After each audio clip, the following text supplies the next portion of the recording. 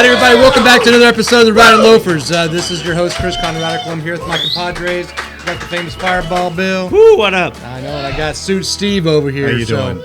Man, this is going to be the most entertaining hour of your week, so listen up. We got some really cool stuff. If you missed last week, you kind of talk about the history of the Rowdy Loafer name and the really cool stuff with Judge Ken Wise, who's on here, wasn't he? That guy was awesome. Great guest, as always. Good friend. Yeah, good friends. We knew him for a long time, and man, I'm excited for this. We're talking about some Texas history today. We got the bourbon on stage, so we got some really fun stuff. We got our good buddy Ricky Ford, Ricky Bobby. This is going to be good. Check it out.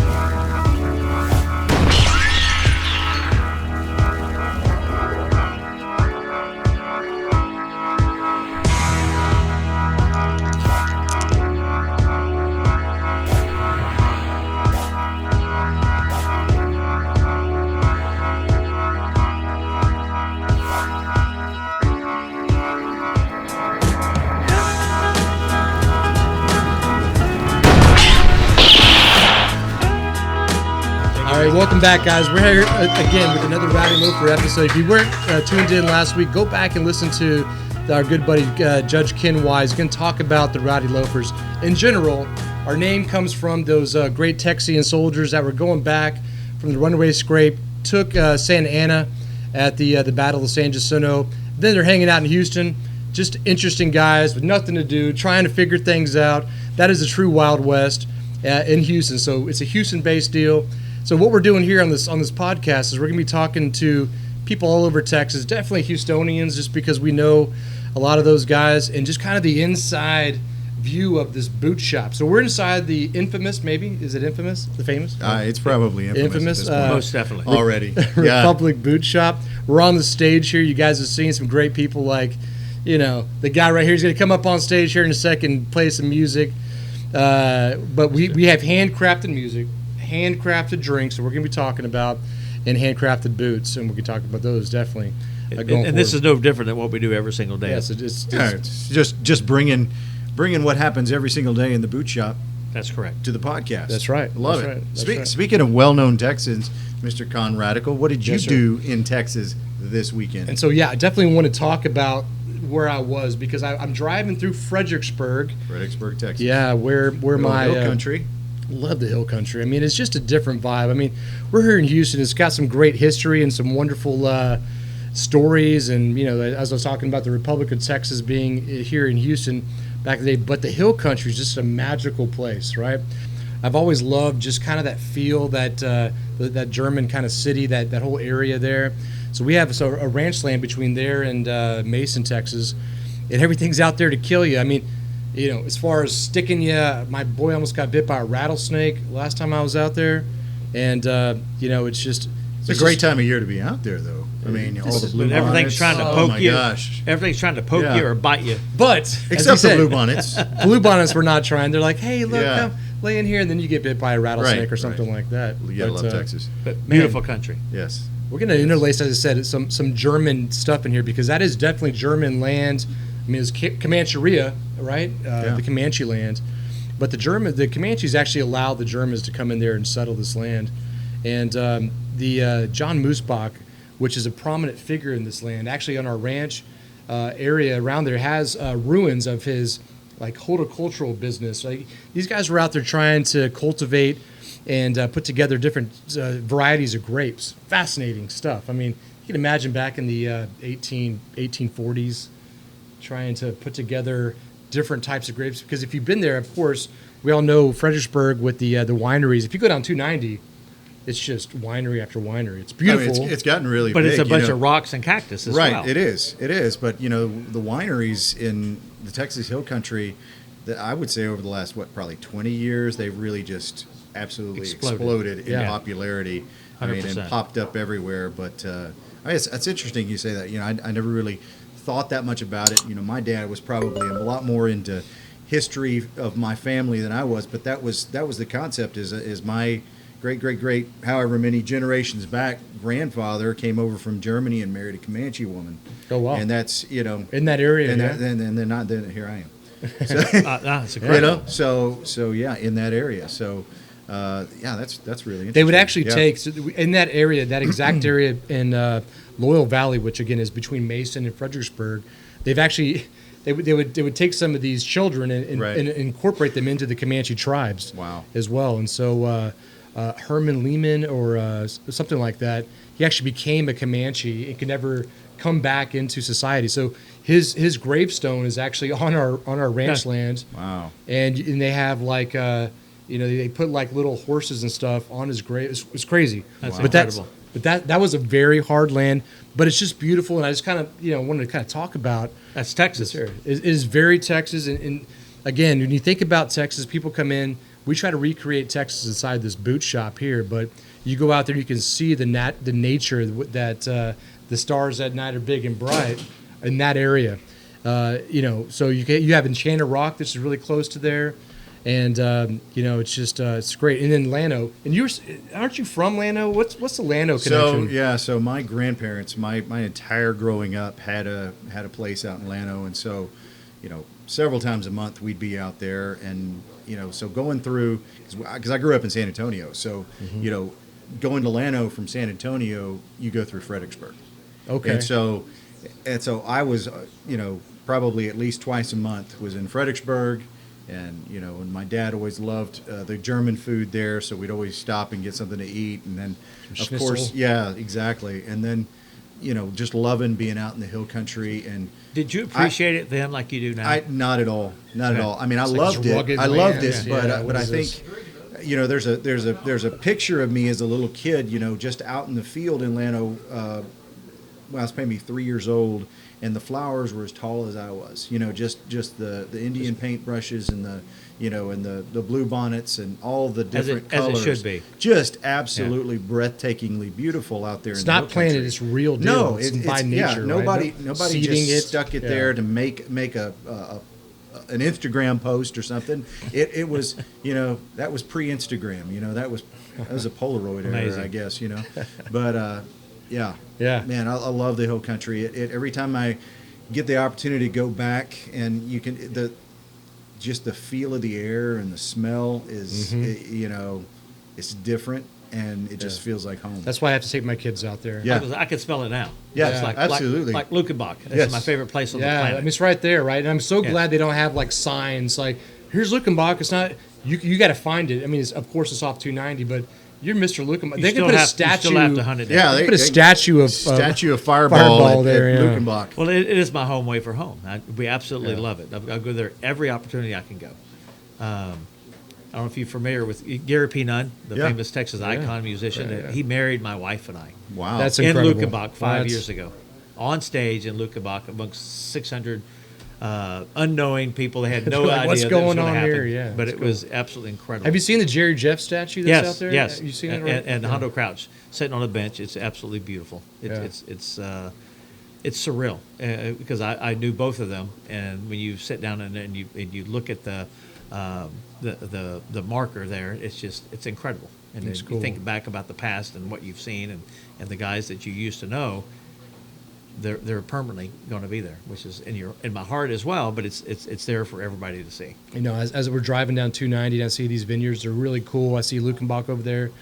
I go out to the deer lease. One of my main things that I'm thinking about is like I hope to God I don't see a bunch of housing developments going on around there. It's like if it's too good, people want to be there. I want to be there, right, kind of thing. But I don't want to see a bunch of just cookie cutter houses taking up that land. Absolutely not. It's going to ruin it. And that's the destroy controversy it. Yeah. going on right now because there's other businesses and different venues that want to participate, and I get that.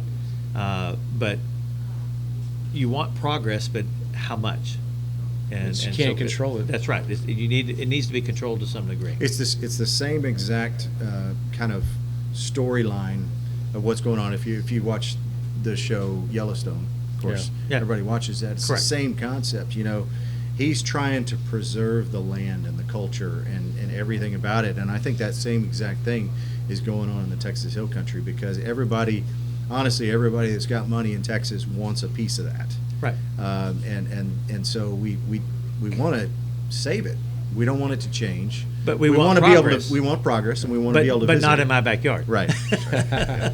So when I'm going to be your president of the Republic of Texas, I will save the hill country. How about that? After we secede. Yes. Vote for. I'll drink to that. That's right. You're here. But seriously, we have to do something. By the way, let's do it. Yeah. Outstanding. Cheers. Yeah, There we got I'll drink to it. Ricky Ford on here. We're a little bit of a drinking show. So the Germans over there. So we were talking about the Germans just a little bit about John Moosbach and the crazy story. I want to go really deep into the backstory of this guy. He's called El Sol Colorado, which is like the Comanches would call him with the Mr. Red Hair. Basically, he had fire coming out of his head. But this guy was setting up stuff in Fredericksburg, setting up stuff in New Braunfels. Kind of like Fireball. Yeah, kind of like Fireball, the There you original go. Fireball. Very similar. Yeah, El Fireball. On a Friday afternoon. The Comanches like, there's El Fireball. This guy, I mean, there's so many cool stories about him. So we're going to definitely bring somebody on, maybe bring back Judge Ken Wise and talk about John Moosbach. But our little Texas history moment before we bring on our special guest here is going to be about Herman Ehrenberg. So I have a bit of props here, and by the way, we're going to be selling some really cool stuff in the boot shop, which are antiques. This is a German Bible from 1836, Texas, in my hands. Pretty cool. These guys would carry this to be clasps, and a lot of folks would come over. So the Texian Revolution, right, in 1836, was fought as a Federalist against a centralist dictatorship coming up from Santa Anna. And, of course, the Alamo, we all know that. We all understand the massacre at Goliad. We're still in the high holy days of Texas history here in April. But as the runaway scrape came back around, and we talked about the Rowdy Loafers here in Houston after the independence was won here in the Republic of Texas, people like Herman Ehrenberg were here. So if you haven't get a chance to read this, it's called Inside the Texas Revolution. This is a book that was released, I think, last year by James Crisp, and it took him about 30 years to translate. I say write it. I mean, this is the journal of a German that came over named Herman Ehrenberg, and absolutely fascinating. It took so long because you have to have the nuances. When he's talking about things in slang German, he's writing back to his people, so you have to understand that context, the correlation of that to the modern day English.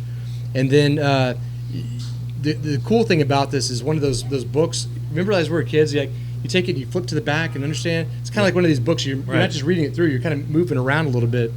It's actually saying the context of this guy in Nacogdoches talking to this person. It says this person that he's talking, and then James Chris will be like, the person he's talking to was the magistrate, blah blah blah blah, with the Spanish. Well, is super cool. So it's a big book. It's a big thick book. You can't fast forward, dude. It is. It is so awesome. So the quick Cliff Notes version of this is the guy comes over from Germany.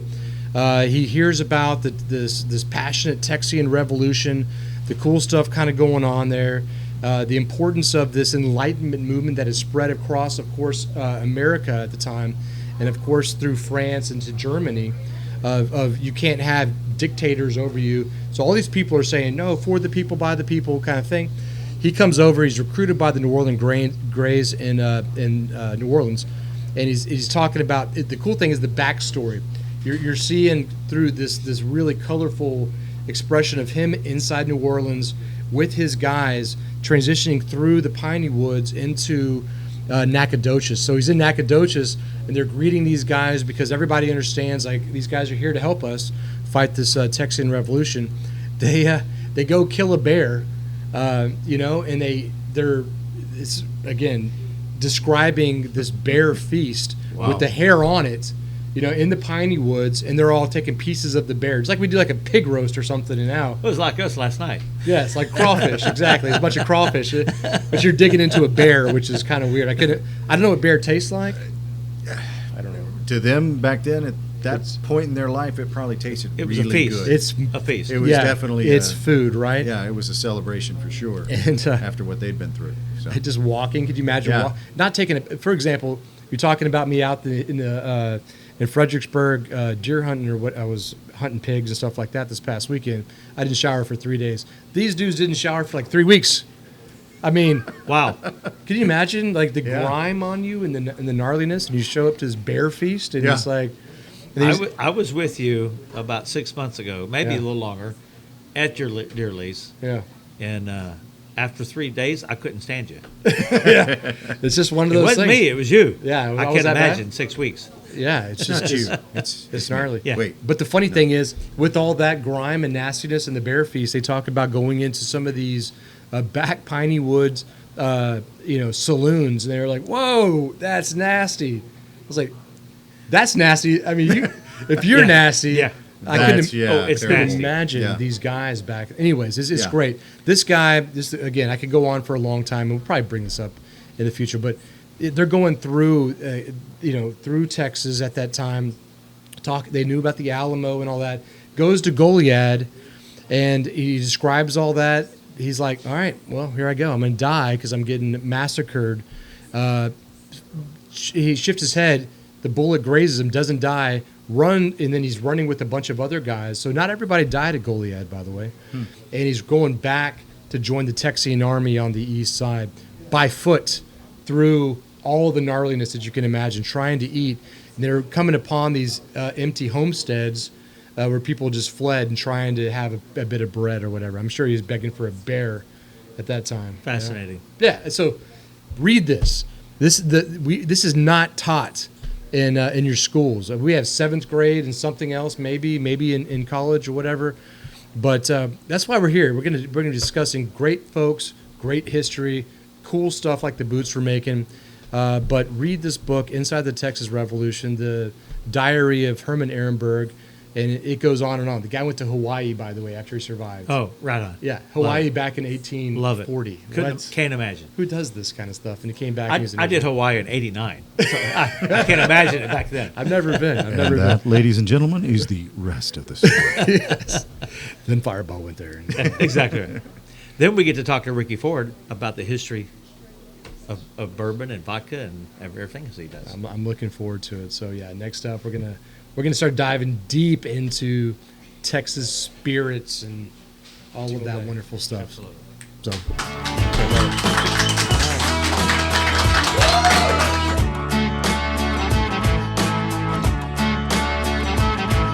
Friends, again, is Ricky Ford. I've known Ricky for about 10 years. I know you said what? No, What? You're about to jump into? I thought we were going to talk about Boot of the Week first. No, Boot of the Week's coming after. Ricky's All gonna. right, we're Ricky's good. gonna be. We have to explain. To I'm Ricky. excited. He's I'm so excited for excited about Fireball Bill is excited about Dang Boot of the Skippy. Week. So, Yes, can you imagine? all right, we I have to know, wait. but we already talking about bourbon. Then we get to boots, Bill. I It's love coming. Ricky too. I know. I want All Ricky right. to see the boots as well. And then we're Talk- gonna get a song by Ricky too. The guy is a multi-talented, award-winning, many Oh, things. I don't I'm know. excited for that. I can wait. All right, Sounds good. let's get him up here. Good old Aggie. Good old Aggie. Yeah, Ricky Ford. Ricky Come on, Ford. dude. There he is. All right, Ricky Bobby. Welcome, welcome. I know. It says Gentle Ben on your shirt there. Why isn't it Gentle Ricky? Well, had I come up with this fantastic process, I'd probably called it Gentle Ricky. Gentle Ricky. But Ben was the man, so I had Dr. to- Benjamin Mosier, is that the Dr. guy? Ben So Mosier, we're all he was the good man. Aggies. Got a lot of Aggies up here, Outstanding. man. We're kind of Aggie in the place out up there.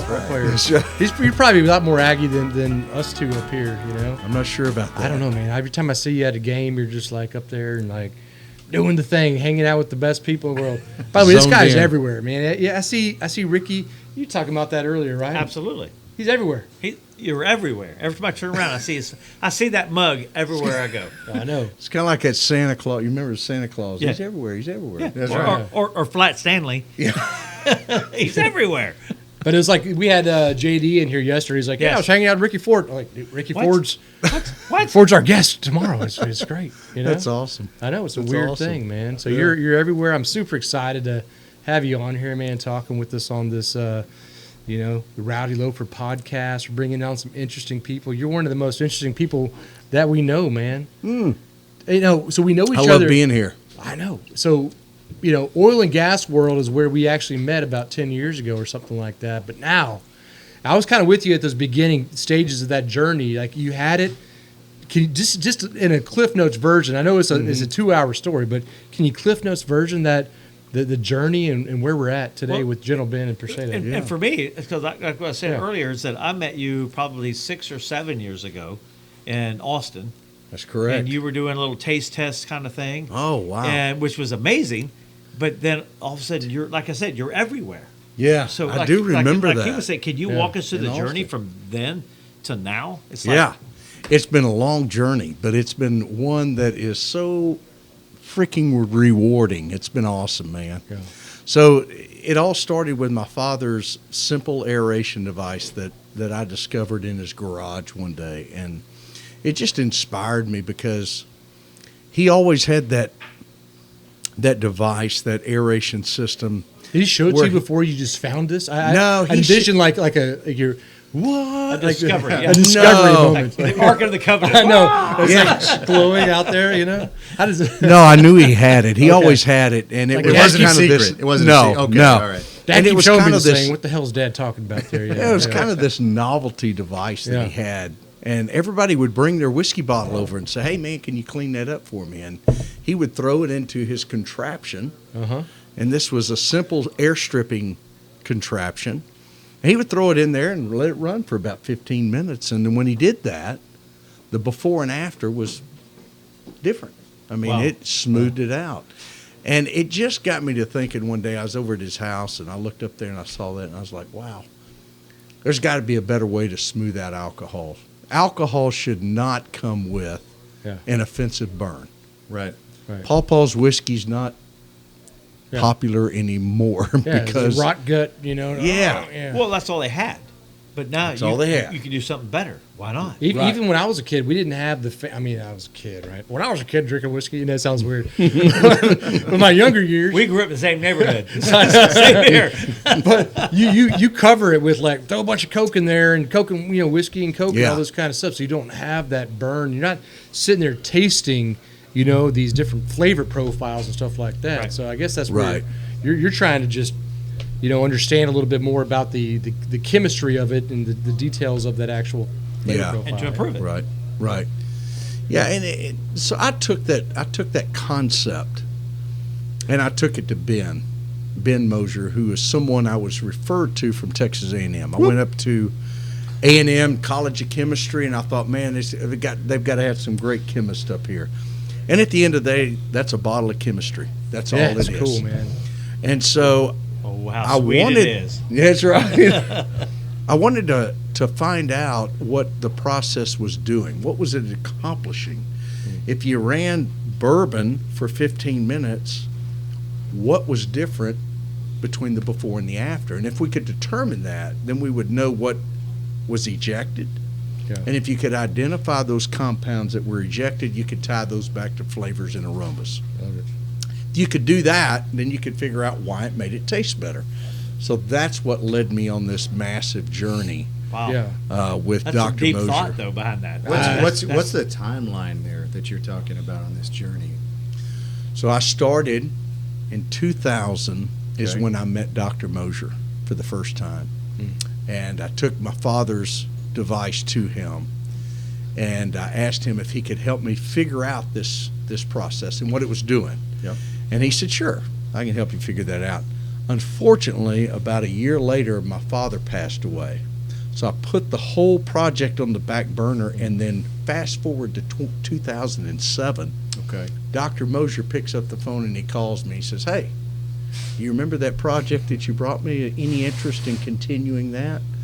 And at that time, it was perfect. It was perfect timing for me because I was in the oil and gas business, as Chris had mentioned. I was kind of buried into it, and I was ready for something new, and it was just a perfect time. I said, absolutely, let's start a research program. Cool. So in 2007 is when we started that program, and wrapped it up in 13, got our patent in 16, and Wow. Very Wow. cool. and moved on from there. Yeah. That's interesting. I mean, is it so?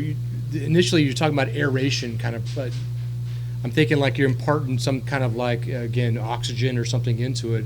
I understand it's more of a taking the bad stuff out. These What do you call it? conjugers. I'm terrible with that. I can have a drink. Conjugers. No, it's not the right word. He always corrects me. It's Congeners. congeners. There's another G in there. Mhm. But I like to nerd out on the kind of the chemistry Yeah. aspect of it, because if we talk about just general making whiskey, making anything like, or bourbon, for example, the ABCs, American made, it's got to be a new charred white oak barrel. It's got to be a 51% corn. That's the mash aspect. And as you're distilling it, you don't take the heads and tails. You take just the heart, because those heads and tails have a lot of those chemicals, fossil fuels, and other stuff, which is like during Prohibition, people going blind because you're Too much methanol. and these kinds of things. You take that heart, so you distill it, and that's the traditional way of doing it. But what you're doing is you're getting in the middle of that product that's being made, from the heart of it, and you're taking those congeners. I keep saying congeners out. Yeah. What is a congener? And what are we doing there, man? I would say a congener in layman's terms is an inferior alcohol. It's an impurity. Okay. Congener means impurity. So in all distilled spirits, there is a level of congeners. Vodka being the cleanest, it's been distilled to 190 proof. Call it Everclear. Call it grain neutral spirit. It's been distilled to 190. Most of the congeners have been ejected. They're gone. But there's always a trace amount of impurities left in there. When you're taking it down, just kind of, not to interrupt you there, but from a really high proof alcohol, you're cutting that. I mean, most people cut that to make a vodka, right? You can't drink that, right? So everything is cut down to, 80 proof or something. Yeah, no, like that's that. a good point. So if we rewind and we think about we're going to make a vodka, how do you make it? Here's how you make it. You take a 190 proof grain neutral alcohol, trace contaminants in there, so we've got to do something with that. So let's call it Fireball Bill's vodka, right? If we're going to make Fireball I'd buy that. Bill's vodka, we're going to take grain neutral spirit. It's not ready for showtime. We've got to do something with it, right? We're going to distill it further. So we're going to further clean it up, and then we're going to probably polish that with some activated carbon. Okay. And now we've got this product here that we started with was dirty. Now we got a little cleaner, right? So we've distilled it, we filtered it. Now it's time to add water to it and take that 190 down to 80. And that's Fireball's vodka. Okay. Right? You're just breaking it down until it's palatable. That is 99% of the vodka producers out there start with grain neutral alcohol. Now, this can be made from corn, wheat, potato, Doesn't matter. whatever, but it's a grain neutral alcohol. It's already been distilled. Now, So when flavor I get in there. it, I mean, you're not tasting the potatoes and things like that. It's just, I mean, I'm thinking more of like the mash I was talking about, like the bourbons with the 51% corn. That's giving you a lot of that flavor. But the grain neutral, is that impart the flavor of the actual grain itself, or is it so high proof? I personally can tell the difference between a grape or a potato or a corn or a wheat grain neutral alcohol. Okay. And most people Because that he's are professional. yeah. Don't try this at home. A lot Right. of people can discern the difference because they do have a different mouthfeel, if you will, Okay. and a different potato vodka does have a starchy sort of finish to it. Mm-hmm. So where we come in is this: that grain neutral alcohol that we started with, instead of distilling and filtering and adding water to make a vodka, Yeah. insert our technology in place of the distilling and the filtering. Got it. Okay? Yeah. Why do we do it? There's 3 reasons why we insert our technology over those traditional methods. Number 1, we get cleaner than distillation and filtration. We lose 0 alcohol in the process of purification. I'm all for that. They lose 20, at least, depending on how long you cook it. Right. And the most important thing is we use 10% of the energy that is used in distillation we use in our process. Wow. Wow. So there's a win-win-win here Exactly. Yeah. to insert our technology in place of those additional distillation and filtration steps. So the technology itself is the patent. That's the patent, That's yeah. what's patent. is the technology itself. Correct. Yeah. Yeah. What is that called? What's the company called? I mean, do you have something that's separate than? Yeah, General the Brand? technology company, we've kind of kept that separate. It's called Persedo, and Persedo is where the technology resides, and we have Persedo brands, and that's where Gentle Ben resides. Very cool. So Gentle Ben is made by Persedo, Uh-huh. Yeah. and it's made for the brands business. What follows under mean- that umbrella? So it's you have what do you have under that? So we have Persedo as the technology company, and over here to the side we have Persedo brands, and in that company lives anything that is consumer facing. Okay. So Gentle Ben, we have a well vodka called Reveal. So those Where's Reveal? brands. Yeah. Where's Yeah. Reveal? I know. Explain that. Yeah, yes. explain where Reveal is. How can people find the Reveal? Where is that? It's not sold to individuals, so Okay. that is a product that we were approached to make to supply to restaurants, bars, etc. So you can as find a those. well vodka. Okay. So it's like, Right. give me the Reveal with the thing. Do you ask for it, or they just You give caught. it? So what we It's did, the house because vodka.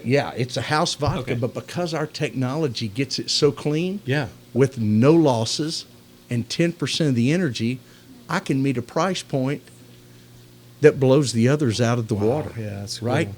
So I've got a really, really good, clean, well vodka. We took it to Minute Maid. So I'm watching the Astros Put game. it I'm through getting the whole place. I'm watching the Astros game. I want some to say vodka. I'm getting the cleaned up Reveal. So we're Yeah. So yeah. I think of it this way: Gentle Ben is here. uh-huh. Reveal's a step down, Yeah. but it's a well vodka. Yeah. It's still good for you. I mean, Yeah. it's good for you. It's a great mixture. Yeah. If you're drinking, It's a great. take it all is the an- impurities out of that drink. It right? is a It's great. fantastic Yeah. vodka. Reveal is a fantastic vodka. It's not available to the public Yeah. yet. It's just it's a commercial play. On the It's a- Gentle it's a- Ben side, that's great. what do we got? So I see a couple things up here. We have the vodkas you've been talking about, the whiskey or the bourbon. I've tried is next level. Phenomenal. Yes. What else we got? Gin. Great. What do we have? We've got a gin, yeah. So Speaking of, yeah. you know Let's what drink we that. do is take on our gin, for example, we take a juniper forward gin and a citrus forward gin, run those through the purification method, and then blend those at the end. And what we land on is a citrus forward with a hint of traditional botanical gin. You know what I Okay. mean? Yeah. So most people that you talk to, they're like, I hate gin. I don't want gin. I got sick on That gin in juniper, like, frickin' that's high real. school or Yeah. college. I don't want nothing to do with it. Right. I asked them, look, just try it, right? We took the pine cone and the Christmas tree out of gin, and we threw a lemon and lime in there. And we can Right. I love all it. we can all relate to that. You know how it Yeah. is. Yeah, I mean, it's- everybody's way- done that. Way It's like- more yes. palatable. Yeah. Absolutely. My God. Yeah. We had it today. We had Eddie Martini in here, which Yes. is great. They were picking up stuff for the iHeartMedia stuff. We made martinis for Yeah. Eddie Martini. With it made martini for Eddie Martini with the gin. Man, yeah. So it's I'm just not a big gin drinker. Yeah. Maybe a bit now because I've been in Kazakhstan for so long. Well, we made it with With the the- gin and the vodka. Yeah. We used both. Exactly. Thank you very But much. a lot of the British have Like the- it. Yeah. I'll say gin and juice. I like it. Gin and tonic. That's another story. I know. Stop. I don't know. Yeah. So, other than here at Republic Boot Company, where can we find your products? So you can get it at Total Wine across the state. Okay. You can get at certain specs around town. You can get it at a number of different liquor stores, little Mon Paws, and some of the smaller ones, not the Total Wines and Specs. As far as restaurants and bars and things like that, we're in everywhere from the Marriott to the Westin Hotel to Minute Maid Park to Toyota Center. A lot You of have a different bar. You have a restaurants. Gentle Federal Ben bar. Reserve. At Minute Maid. Yeah. That's the coolest thing I've Very, seen. Yeah. very cool. I mean, you got the Gentle Ben bar inside. We got the Minute Gentle Ben bar. What in in the Toy- world? That's yeah, huge. and at Minute Maid, I mean, That's so cool. we are the only distilled spirits that's on the main concourse. Wow. It's the Gentle Ben that's saying Bar, which is something. kind of And cool. I'm sitting Yeah. next Yeah. to this guy. Yeah. Yeah. That's right. No, we were very fortunate. And So cool. hey, man, hats off to those guys that did that. It wasn't me. It was a relationship deal that made that happen. And Minute Maid was looking at other companies, and they said, there's no reason why we can't support a local, and they gave us a shot, and we agreed to do a certain list of things and Well, make it happen. And Yeah, when make it happen. when you first sat down and we had a drink, what did I say? It doesn't suck. It doesn't suck. And that's why they offered it to you, because But- it doesn't suck. That's right. But it is. I mean, we haven't talked about it as much, but the transformation that you can make in different drinks, and then you were kind of hitting on this when you came to Austin, our Austin boot shop that we had up there, Yes. and you take like a Weller and you run it through the thing. It's like Pappy. It was Yeah. unbelievable. We did the blind taste test. Yeah, it was just like Everyone was right. you blown taste it, it's away. like you had that burn, and after the technology, the Persedo technology, it was dangerous because it was like, dude, this is the next level stuff. So Yeah. it's exciting. I mean, Yeah. you're not messing up the tradition like Texans. We're enhanced. We're making stuff cooler. Right. We're making it. Right. We're making it better. I always say we do three things very well. Number one, we minimize the burn. We minimize the upfront burn. And to me, it's always been, I like distilled spirits, but I never like the burn. I don't want to Yeah. fight through a burn to get to a flavor. Right. I want the flavor to hit me up front, and then Yes. you can burn me on the end. I don't care. But I shouldn't drink a bourbon and have to think about it for a minute and then come back to a flavor. Right. That should not be the way it is. So what we do are three things: move the burn to the back, enhance the underlying distillate flavors, and we soften the palate. So when you drink a Gentle Ben spirit, I want you to leave it on your palate and appreciate the softness of it, and appreciate the fact that you could take room temperature vodka, throw it on your palate neat, and not just be looking for the first trash can you can find. Right. Because it's actually pleasant. Well, It's- it gives us a reason to it's- come I mean, back again and again that's and the again thing. because it's enjoyable. That's a whole new insight Right. for me. No, it really Wow. is. Because Yeah. I mean, like this kind of drink, right? You get some ice, you get some Gentle Ben.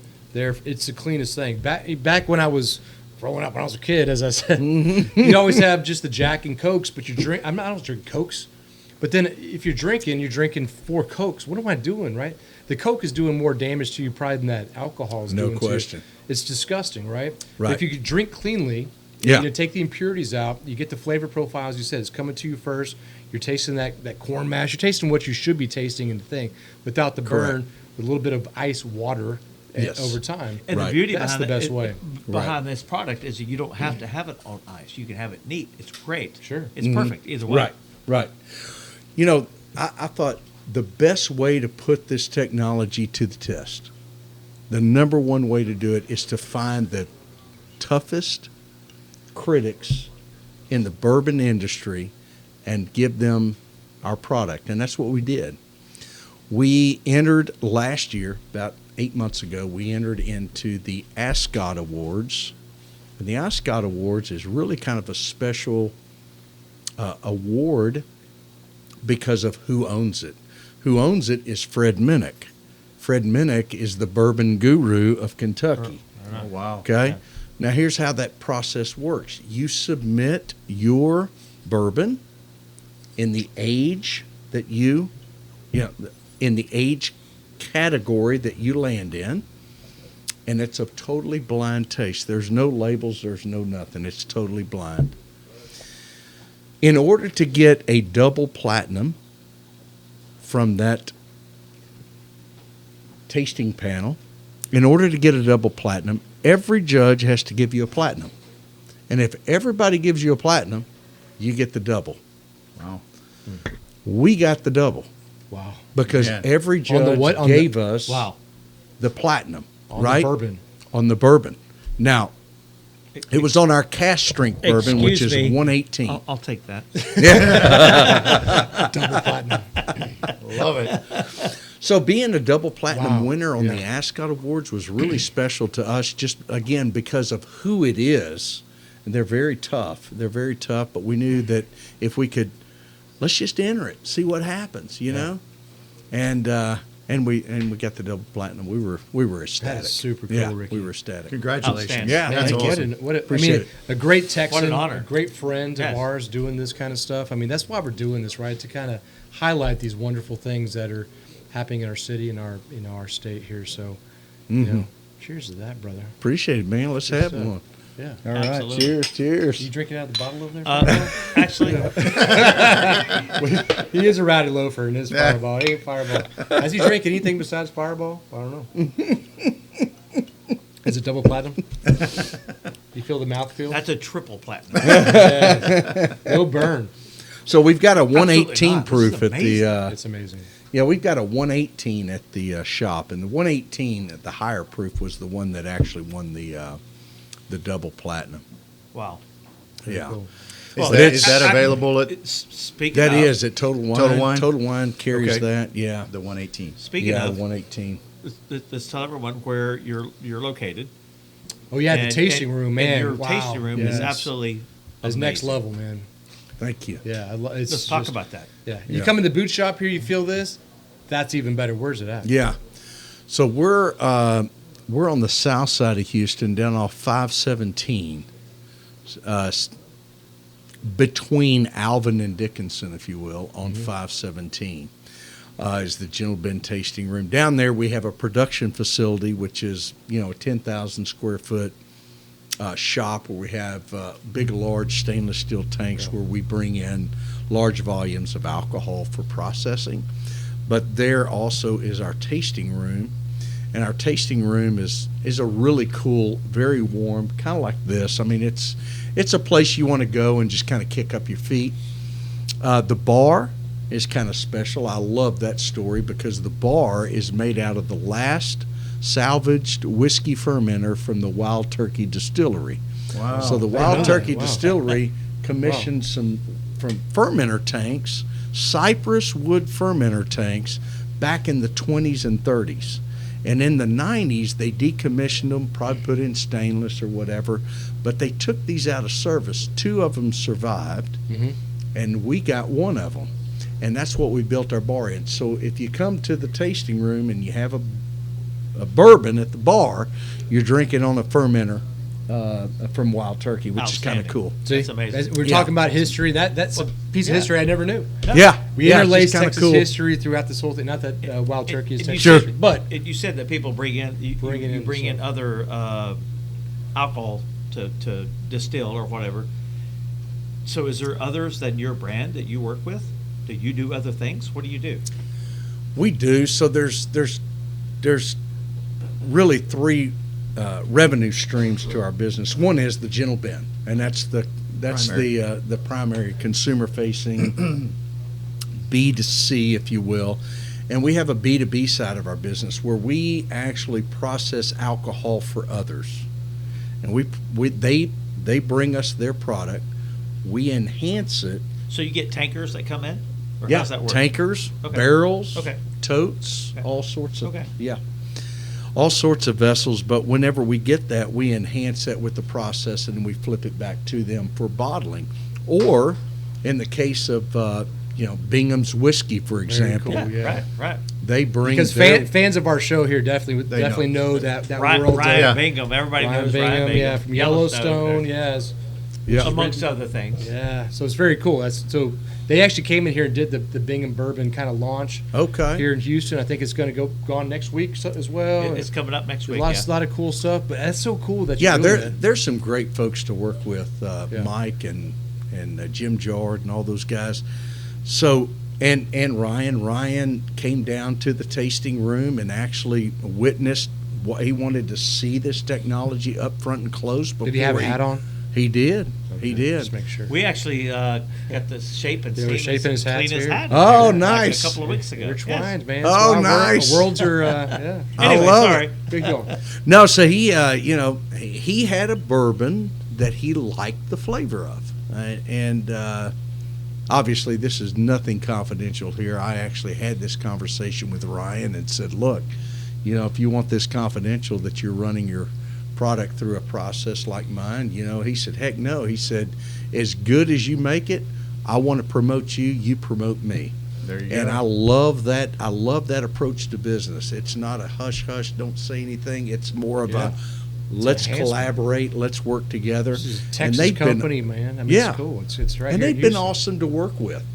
So they've got a taste and aroma profile that they landed on that they liked.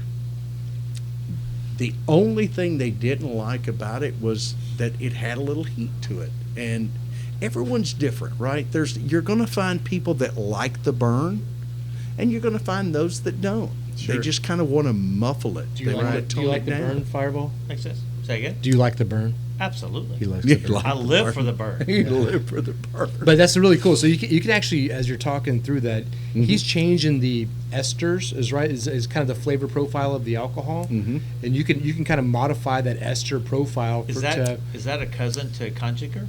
It's the opposite of the congener.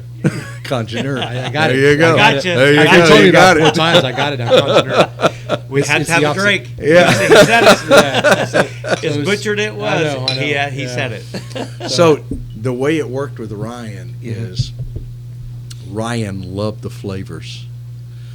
He wanted a little less heat on it. Yeah. So we brought it, we ran it under 3 different settings, and we let him pick the setting that he liked. So the settings that we use on the Bingham whiskey is specific to his product. Wow. So You can his get that palate finite, which is amazing. was the Wow. selection. His palate was the selection. We didn't it's not a one size fit all. It's everyone likes something a little different, right?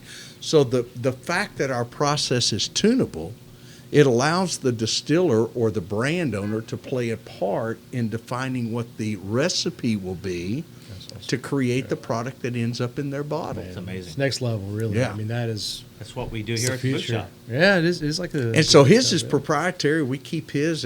It's all in a PLC program. We go over there and we Bingham whiskey. Yeah. tink, Tink, tink. start, and that's his system. Yeah. Yeah, that's his setting. That's Yeah. awesome, man. Yeah. Well, cool, man. Thank you for telling your story. I mean, Absolutely. I could do this for hours. I know we're going to keep this within our 1 hour amazing time of our folks' week here. I've got a few things we're going to do right now, though. Is we're going to be talking about the boot of the week. We always have our boot of the week. And what do we have here, Fireball? Tell us about this boot here. This is an amazing boot, actually. I don't know if everybody can see it or not, but this is a Cape Buffalo. By the way, I know we're on a podcast here and you can hear us. Right. We also have video feeds, so we actually have a podcast that you can watch and see his pretty face, his pretty You face. see that? You can see Fireball being weird over all that kind of stuff, man. You can do so. I encourage you to On watch second it. thought, don't watch it. No. Please don't. Yeah. It's a wonderful boot. I'll let you talk about it a little bit more, but this is our Cape Buffalo with Texas A&M on it. Exactly. So Cape Buffalo. So we have a few different kinds of hides. They're called smooth leathers, and they could be anything from a bison to a calf, or you can go exotic into sturgeon skins and all kinds of With hippos. fins. Sturgeons with fins. We actually have that now. We got camel coming in, by the way. The 1 hump and the 2 hump, depending on Well, that's not where I was going, but we'll leave it alone. All right. Yeah. And so If you get it on, I know. Yeah. if you get it on the vamp, it could be a camel. I know. toe Yeah. boot. All right. So We've already been there, done that. this is a Cape Buffalo. So it's got the claw marks from the lion. It's got the Texas A&M. It's got our stitch pattern on top. So you're kind of incorporating a lot of cool things. Inlay of Texas A&M. Whoop! It's amazing. This is actually for the president of Chevron North America, Steve Green. This is a retirement gift. It's great. And this kind of hide will last you a long Bone time. calfskin. Yeah, bone Texas cap. A&M logo on the front, Exactly. inlaid in the front. Hand stitch. It's gorgeous. Hand stitch. Steve Green. Oh, absolutely. On the side.